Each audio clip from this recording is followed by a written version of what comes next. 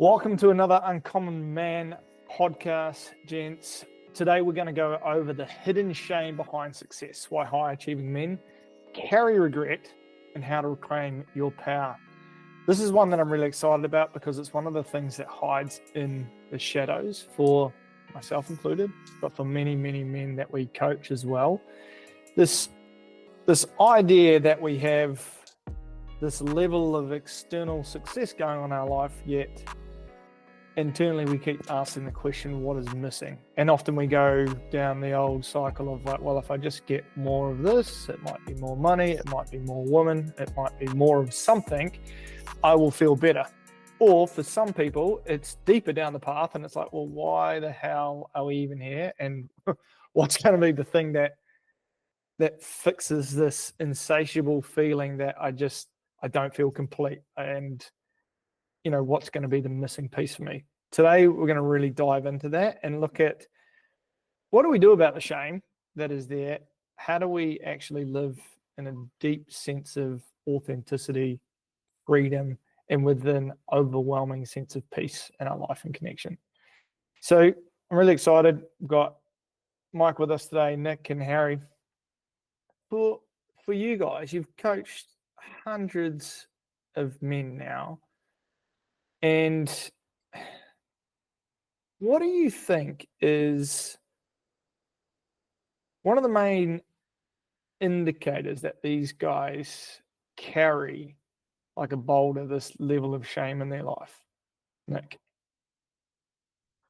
It's funny. I think it comes across in so many different areas. But what I've noticed is there's always this need to overcompensate in other areas of their lives, and there's this dire focus on business, or it's on something external, and everything is outward facing, but it's never reflective of what they're experiencing internally. And so they might put on a show, and it's that whole dance of wearing the masks, because if you have to actually take the mask off, you're going to feel what's underneath there.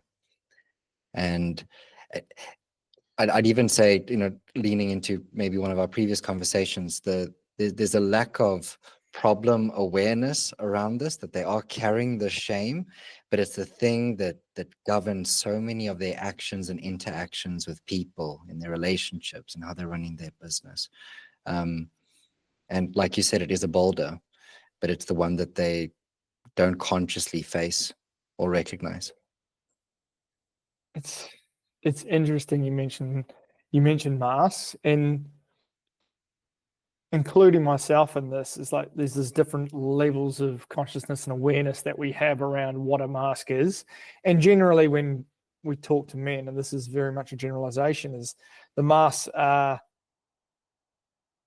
cars, fancy homes, cash, these sorts of things. And I feel like they're becoming more and more obvious to the naked eye, to the men who are in society looking around going, okay, is that guy lacking a sizable penis because he drives that sort of car? Like, what's he hiding behind? What is it that he's kind of got? But Harry, what are some of the masks that I think we are unaware of that we wear to hide some levels of shame that we have?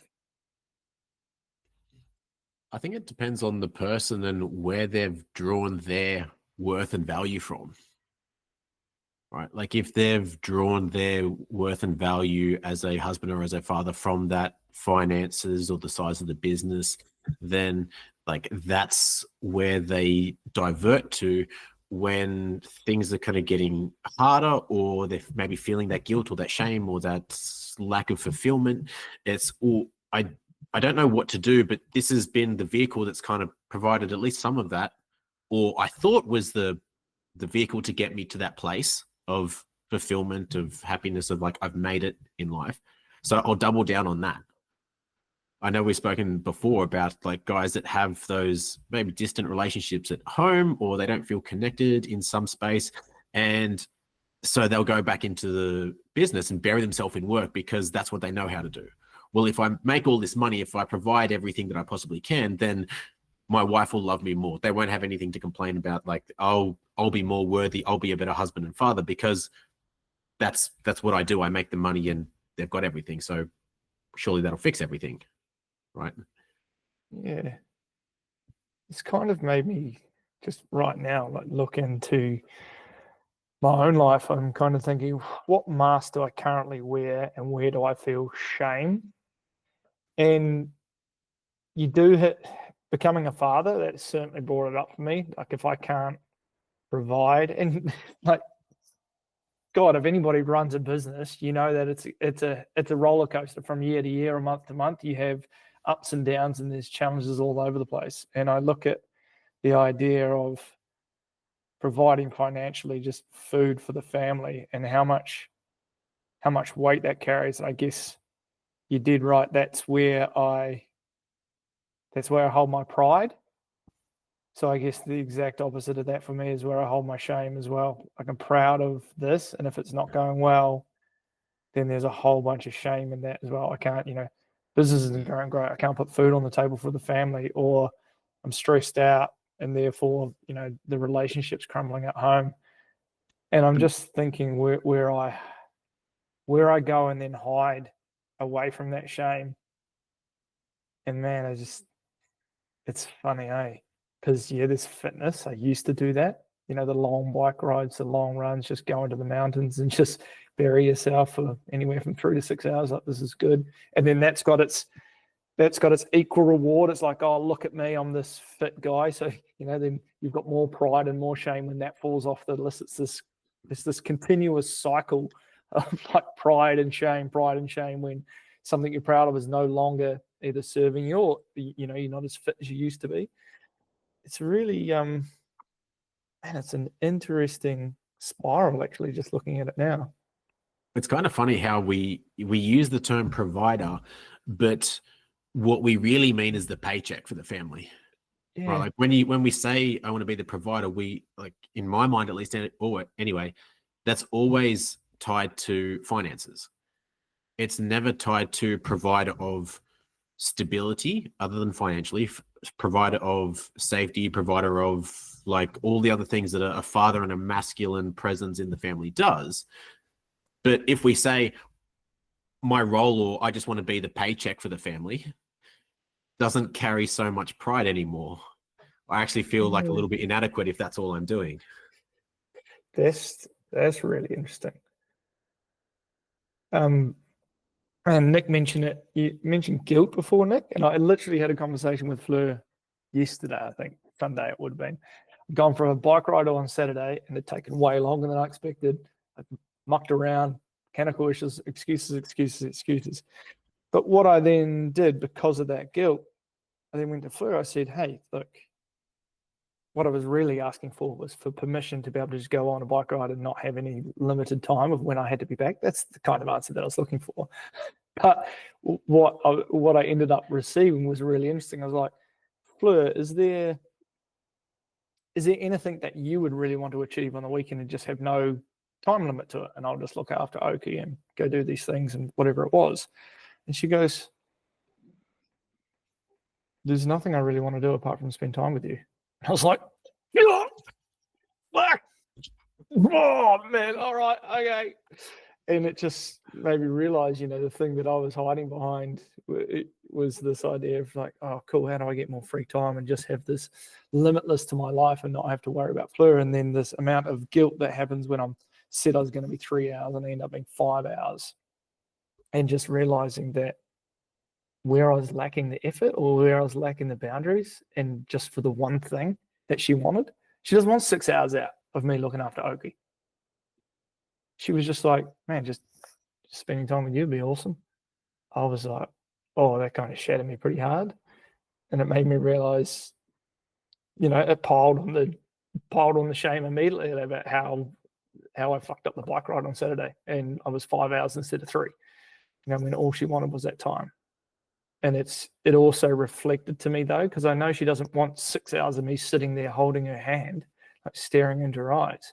What she actually just wants is quality. She just really wants like quality. Like, I could drop 20 minutes of doses each day throughout the week, and she'd be like, yeah, fuck, I'm having heaps of time with Josh. And so what it reflected to me was, you're fucking around, bro. Like, it's pretty obvious that you're not being as present as you thought you would. Another place that I have pride around, you know, I'm the present guy, Josh, with my partner and blah, blah, blah. And I was like, far out. It was a real sharp slap to the face and realization sitting on the couch on Sunday, asking her that question. But MC, I'm really interested in where you've seen this show up for guys as well, and any personal story or experience that may help our guys understand it a bit more. Yeah, thanks, man. I've been sitting here having flashes of my former life and just before me as we have this conversation, because this was me. And I love the fact that everything that has been shared already was things that were percolating up for me. Nick spoke about feelings, but most men are too afraid to feel. So they go and numb out. They go and work harder. They disassociate. They distract. They double down on the things that were working for them because they're avoiding feeling. And I understand that from an energetic standpoint, because men, we are left brain thinkers. We're logical, we're strategical, we're directional. And women are right brain thinkers, which is the emotional. So they like to feel, they like to express. And we were never taught that. And the one thing, and then Josh, you went on to share around your experience just then with the ride, and our perception of what we think she wants is vastly and wildly different from what she really wants, right? And the one thing she wants is to feel you, but if you don't know how to feel for yourself, how can she feel you?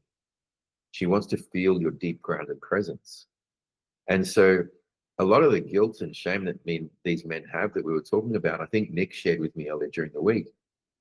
I think he said it was 60% of high. It was a stat that he shared. Nick, correct me if I'm wrong.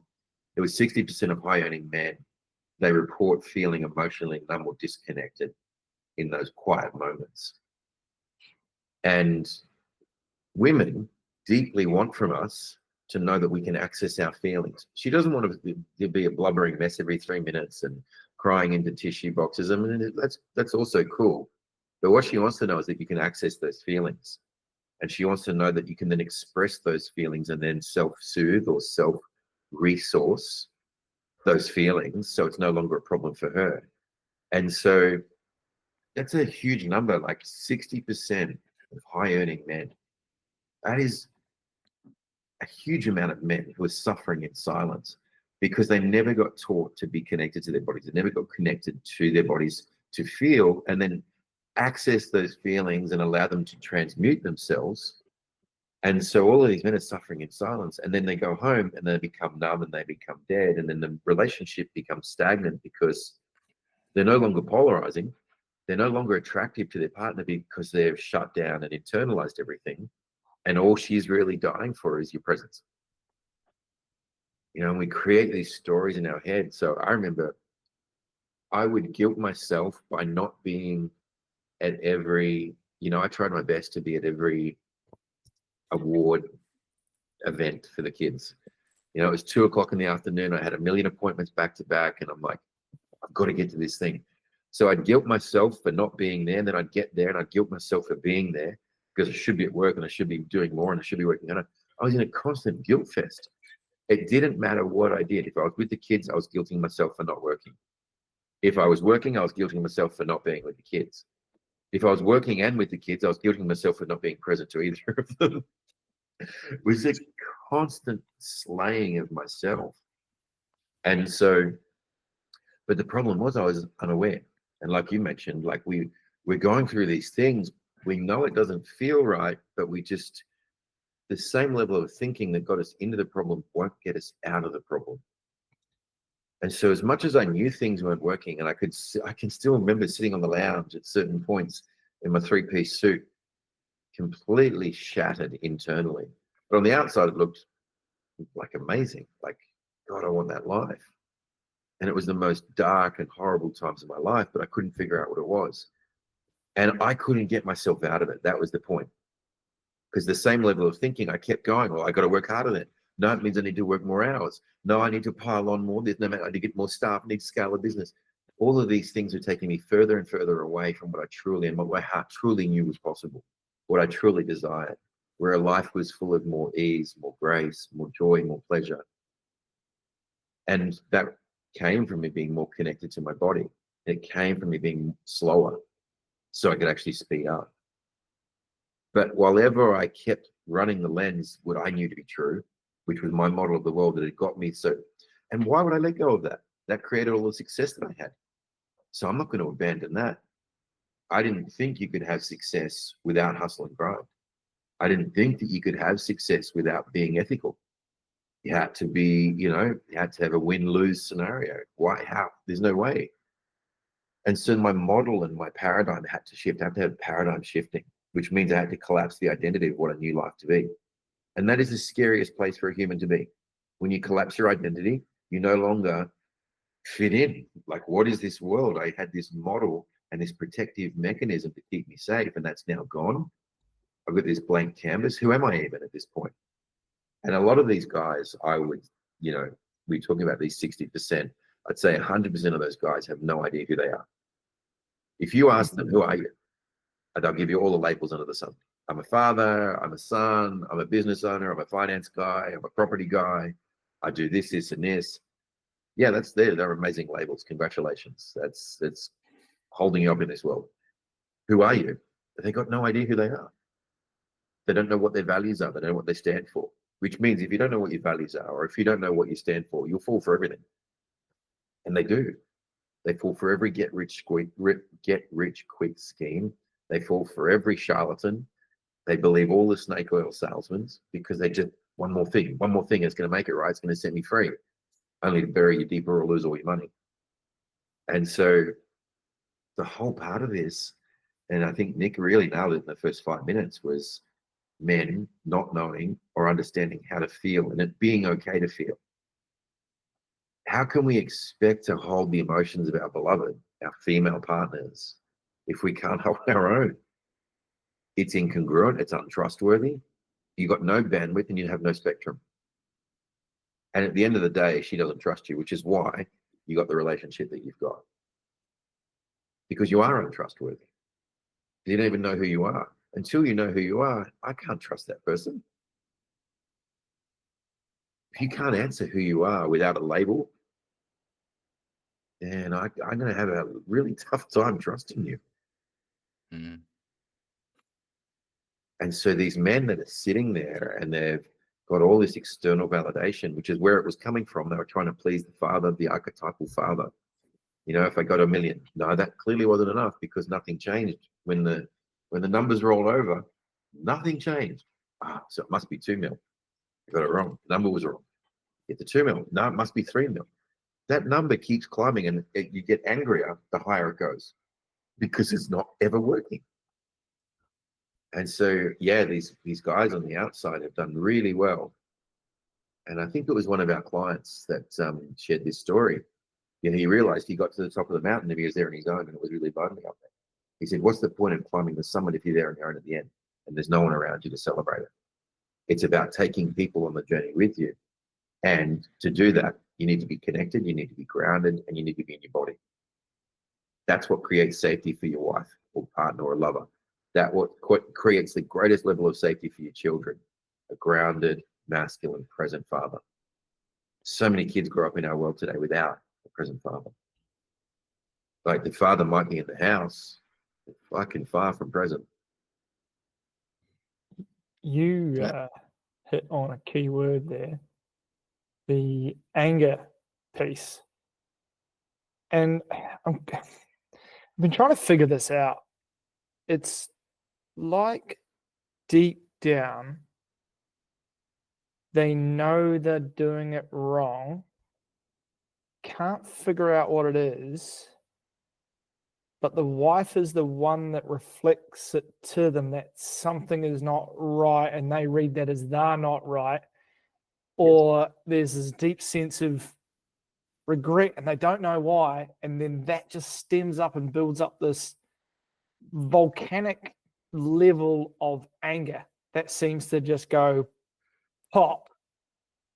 And it's this every time, and they can't put their finger on it, but they know deep down that something's not right. But it's like, stop fucking telling me. that something's not right. I already know, but you're just reminding me, and you're going to be the one that feels my wrath because you are the reminder. And Right. I think that is for the guys who are maybe experiencing that anger, those outbursts, the inability to kind of regulate the emotions. That is one of the most key indicators of something that's going on around what you said perfectly. The map or the mindset that you've used to get in the situation isn't going to get you out of it, and you need to change. You need to outsource it. You need to find something to bring an understanding back into what's going on for you, because you will continually be shown that you are getting this wrong. And it's Can I just speak into that point yeah, that you've got please. there? What men are actually looking for is they are craving affection and approval. And that's what is being reflected from their wife, from their partner, from their kids. That's what they're looking for. And the masks, if you were to look at your emotions and place them as masks, you're typically looking at the anger, deflection, not wanting to take responsibility. You're continuously anticipating some form of rejection. So just as you were saying, Michael, that dance between being present with your kids or with the wife or with, the business, like you're waiting for something to break. You're always on edge. And because of your frame and because you feel like you're experiencing the cold shoulder, because you're just looking for that affection and that warmth, everyone feels negative and cold. And you feel like you're not getting it from anyone because you actually don't know how to receive that, because that's what you're asking for.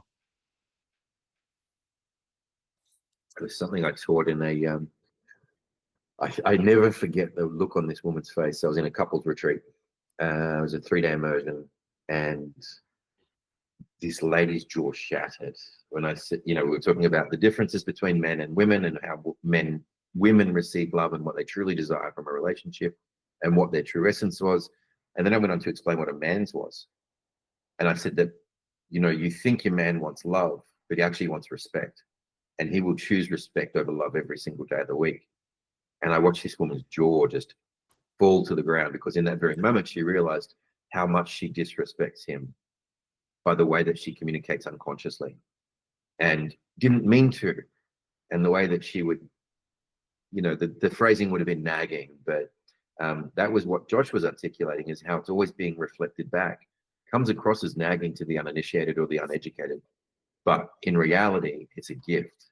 You're getting out to actually see behind the veil, and the feminine does it in a way that's actually triggering, right? So that you will actually go and look at this thing. And so we only go and look at the things that hurt us. If it was joyful, we wouldn't go look at it. We'd just be accepting of it. So when your beloved communicates to you, it will always be in a triggering way so that you can look at it and heal it and grow from it.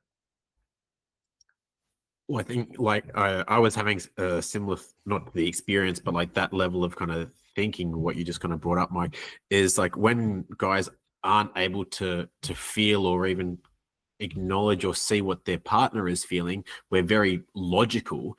We take what our partner says on face value. If they're nagging about something, we will think that they're communicating about the thing that they're talking about, right? Which makes logical, in quotation marks for everyone listening, sense. But when you have that understanding of feeling, you're like, she doesn't really care that much that the garage hasn't been cleaned, or that I haven't done this thing. It's the underlying feeling of, you said you were going to do this thing, so I can't trust you.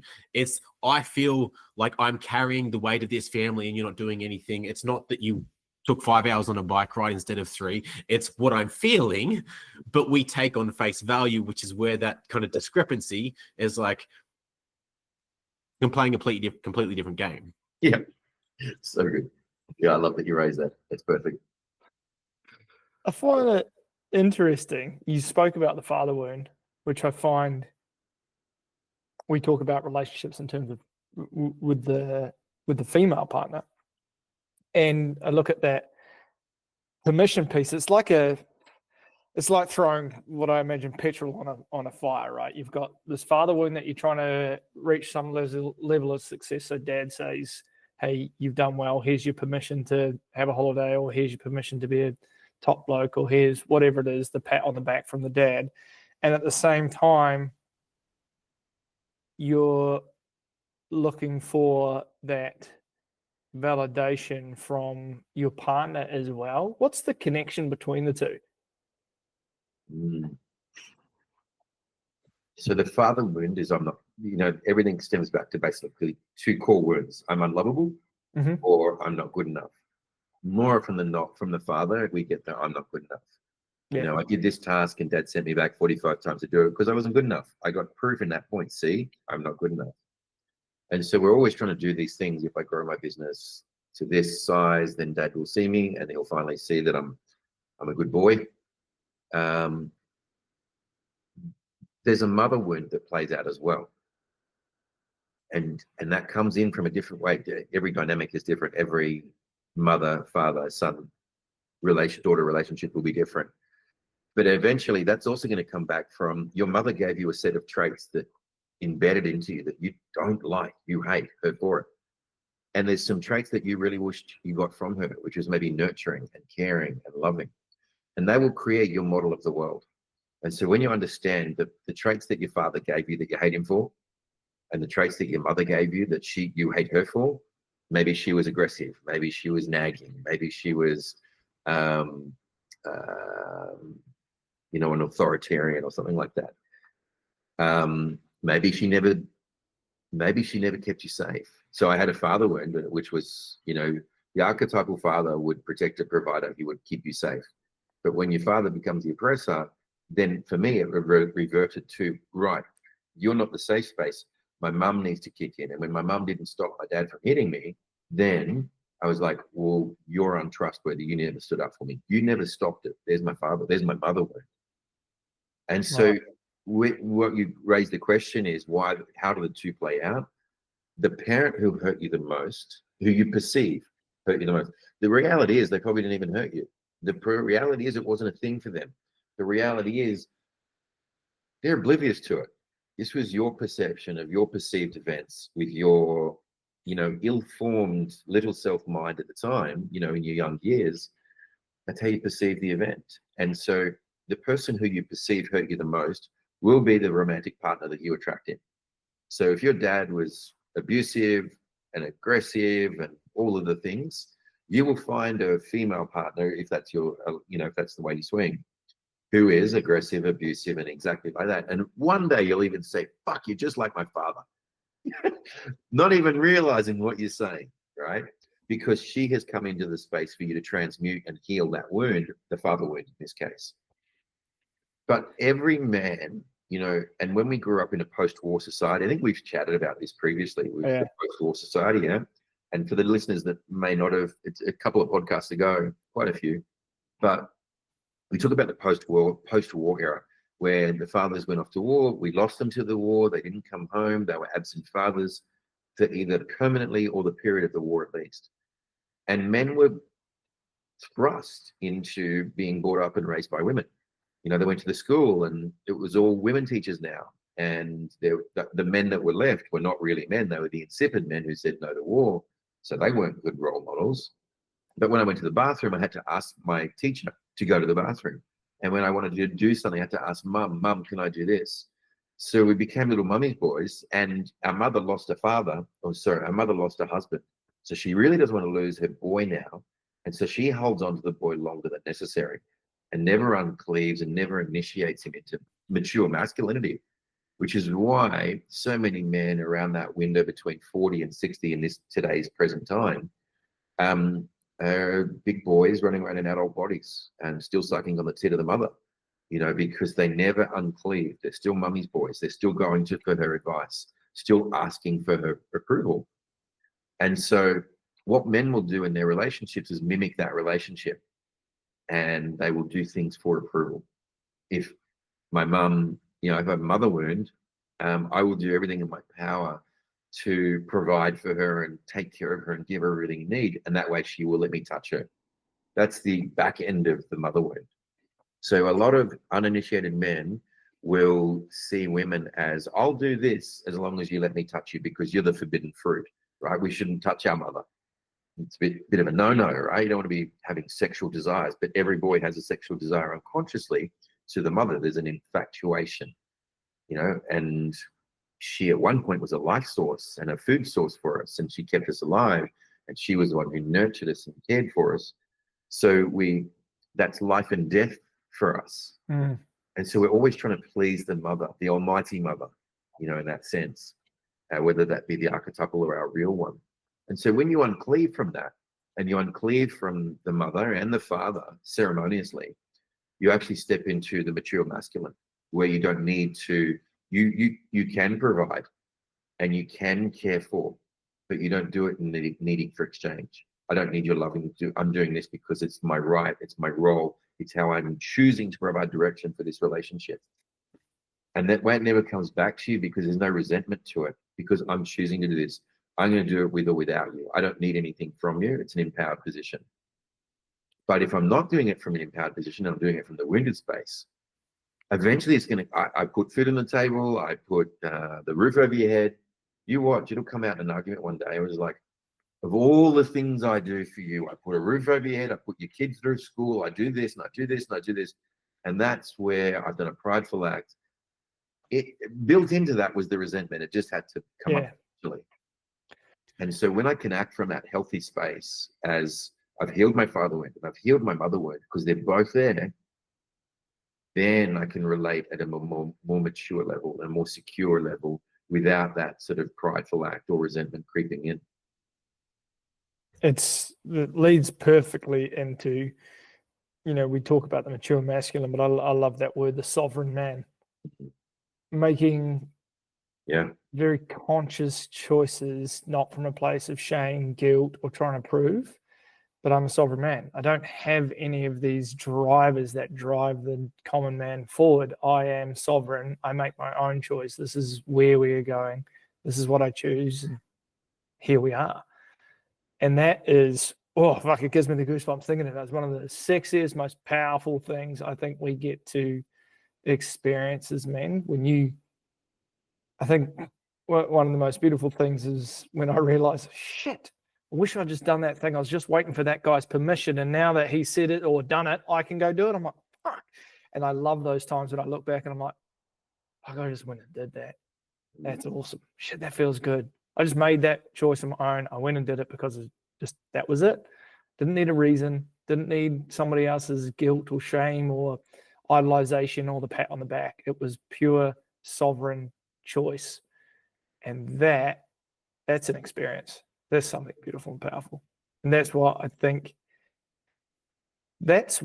I love, probably one of the main things I love what we do the most is watching how the men that come into our world and then come in through our programs and leave and develop that sovereignty, and watching how that bonds them with their partners and sees them connect in a way that, everybody always talks about, the fire and the passion that was at the start of the relationship. And I'm like, and that looks like in kindergarten compared to the level of connection and power and passion that you have when you have a sovereign man. And the same goes for the space in the business. You watch how people just suddenly understand them. Suddenly they don't have to over communicate. Suddenly people are doing what they say they do. Suddenly the business is growing. Like all of these things just extend so beautifully, so naturally, and with so much ease and grace from a sovereign man. And watching that and being part of that transformation for men has been one of the greatest things to experience. I feel. I think Nick and Harry, would you guys agree from your experience of coaching men? Without a doubt. 100%. Yeah. Hey, thank you so much for your time today, guys. Is there anything or any tool that you're aware of that you'd like to share with these guys that you've either shared with clients before or has been really helpful in your own world? A book that comes to mind with some of the stuff Mike was talking about, especially that framing around post-war growing up, being reliant on like the mother and things like that, which we recommend to a lot of our guys to read, is the book No More Mr. Nice Guy. I found that invaluable in highlighting my subconscious motives in everything that I did. I couldn't figure out why I was doing all these things to, before I was married, to try and get women and to do these things, why I was being so nice, but I was angry when things didn't come back to me. That was a game changer for my mentality and that growth for me. Nice. Cheers, Harry. Thanks for that. We also have a scorecard that's really helpful as well for individuals that aren't 100% sure on what's coming up for them, because sometimes just naming the emotion is the hardest thing. It's just this overwhelming sense of feeling. And we'll leave the link below after the podcast. Yeah, if you could throw it in the show notes for the guys, it'd be awesome. It's a really good indication of that closeness to either breakdown or breakthrough. That's a really invaluable tool, actually. Mike, have you got anything you'd like to? Yeah, it's something that I was just thinking about it. One of the things I do is every 3 months I sit there and realign my values, or not realign them, but just become aware of where is my current set of values based on my proximity, my awareness, my energy, and my space. And am I on track with my mission? Am I on track with my purpose? So if you don't know those three things, like if you can't clearly articulate what your top 5 values are, if you can't articulate what your mission and purpose is, odds on you're a boat without a rudder and you're just going to be bombing around in the ocean. That will lead to the greatest level of disappointment, the greatest level of shame, because you're sitting there going, I'm not fulfilling my potential. I know that, but I don't even know what direction I'm headed. And so, yeah, I would probably reach out to any of the coaches here and get them to run you through the purpose process that we've actually designed and created for you to get a very clear and succinct understanding of what your pain points were from the past, how that's showing up in your present moment, and then you alchemize that into a gold nugget of what your future projections will be and what your life on purpose will look like. And you should be able to walk into the elevator if God was standing there and pitch him within the first 3 seconds on, this is my elevator pitch to God. I've just got this one opportunity. We're going 2 floors. I got 11 seconds to let him know that I'm here to motivate, teach, and inspire men to fulfill their lives and live life to their fullest potential. But that's come from, I know exactly where it was birthed from, the stages in my life, the pains that I went through, the lessons I had to transmute to get that lesson. And if I'm choosing something, always rule in favor of that. Your depression will go out the window. And so, yeah, I would reach out to if you're listening to the podcast, reach out to any of the guys here and say, hey, what is this? How do I find my purpose? How do I get very clear on that so that I can feel more aligned, feel more valuable, and make decisions and rule in favor of that? I mean, that's where I'd be starting. Appreciate that, MC. That's a powerful exercise. That is a very powerful exercise. Thank you very much, men, for your time. As we'll put those resources for you in the show notes as well. We'll put a link so you can book in to get through that purpose process as well. Thank you very much for listening. Please share this far and wide. We are excited about our movement of helping men experience what it is like to transform from the common man into a sovereign individual and really experience some of the things that we've talked about here today. Big love to you guys. Thank you very, very much.